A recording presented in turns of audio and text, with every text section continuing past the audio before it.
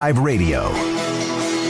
This is Paul Catalina's Top 5 at 5:55. Presented by Slapsticks Comedy Club. For ticket information, go to slapstickscomedy.com. Top 5 Week 1 toss-up games. And these are games I just went through and ones that I just, if you're going to look for a game that on the surface could be a toss-up. And look, if they wind up being blowouts, don't blow me up in the comments here.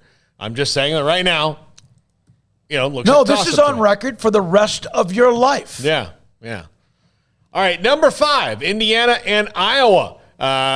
These are different, diametrically opposed teams. Michael Penix returns for Indiana.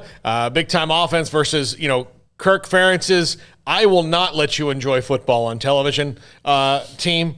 It's old school. I wish somebody used that. I know. I would take that in a heartbeat. I know, but Iowa games are not made for modern TV, but should be a toss-up game here. I think this would be an interesting one.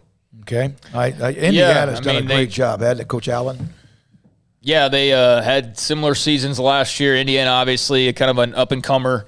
They were one of the feel-good stories of last year. So, I would lean Iowa here, but this would be a major, Week 1 win for Indiana and really just kind of pick up where last season left off in some ways. Yeah. Number 4, Texas and Louisiana. We've talked about this game a lot. Look, right now, to me, this is a toss-up game. Until Texas proves otherwise, it's a toss-up game. And look, the Longhorns could roll out and beat them by 17 or 21, and maybe I'm wrong, but Billy Napier's got a team that's built around defense. We don't know, we got a 2-quarterback system right now at Texas that we're seeing, so it just makes me uneasy about the Longhorns early in the season until either Hudson Card or Casey Thompson wraps their arms around that job for good.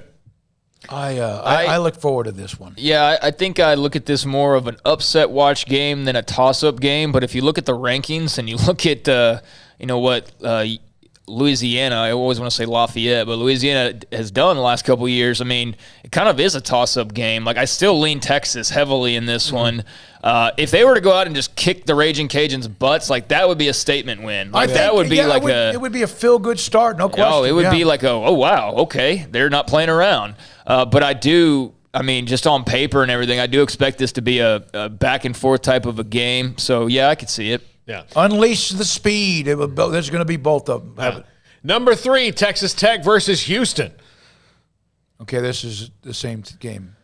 Yeah, but it's Texas Tech versus Houston. Okay, all right. Look, Hayden doesn't make many mistakes, so let's just. But Texas Tech. He's just really excited about Indiana and Iowa. He really is what it is. But Texas Tech and Houston at number 3, and he's going to redo that one. Okay, look, this could be. He'll be done talking about it by the time it's This up. could be a statement game for Houston. About getting Big 12 team. I think Houston should be favored here, and we don't know about Texas Tech. They desperately need to find an identity. Both Vegas has this as a pickup.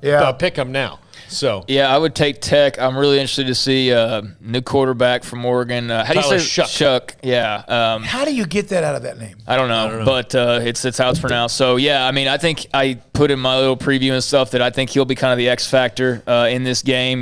Going however he plays is where I would lean. But this is definitely a toss-up type of a game, no doubt. And right away, you get 2 results. You get the expansion reaction out of this, if Houston were to win this game. But as you said, both coaches are on the hot seat. So one of them starting off the season 0-1. And that's not a great start if you're already on the hot seat. So that will be interesting to see the fallout from this one. Yeah. Number 2 toss-up game, and this one I lean a little bit more one way than the other, but Louisville versus Ole Miss. Ole Miss should win this game. But this is an important game for Louisville in that their coach, Scott Satterfield, kind of pissed off his own fan base by throwing his name into the South Carolina job, which then he in turn didn't get. As we know, it went to Shane Beamer. So he needs to do some good things at Louisville this year, and beating Lane Kiffin and Ole Miss to open the season would certainly get him some more goodwill. Yeah, there was a time, man, when they had Lamar Jackson and they were streaking around. What was their record last year, Louisville? Did they have a really bad year last year? I can't tell you off the top of my head. I thought they struggled a little bit. By the way, I didn't know this. The Texas Tech-Houston game, going back to that, Houston leads the series 18-13 with one tie, of course, back in the Southwest Conference for a while, but Texas Tech has won the last 3. Yeah. All right, and the number one toss-up game of the week, guys, it's pretty obvious. It's the best game we've got in college football is Georgia and Clemson. I mean, look, Yep. I don't know who's going to win this thing. I don't know, Georgia's health, should concern a lot of the Georgia fans, but we don't know that Clemson, they've probably reloaded, but there's some inexperience there, so. Before a Texas Tech fan loses their mind, Texas Tech has won 8 of the last 9, but the last 3. Okay.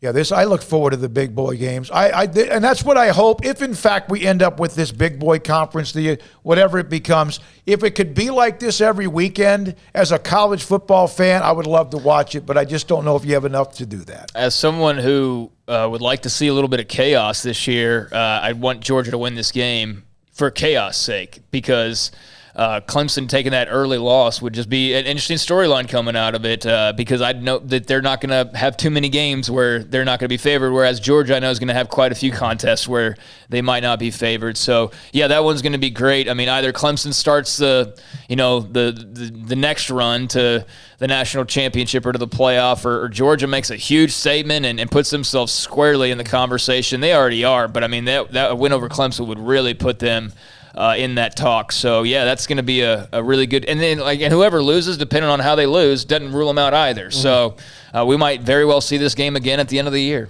All right. Good stuff, Paul. These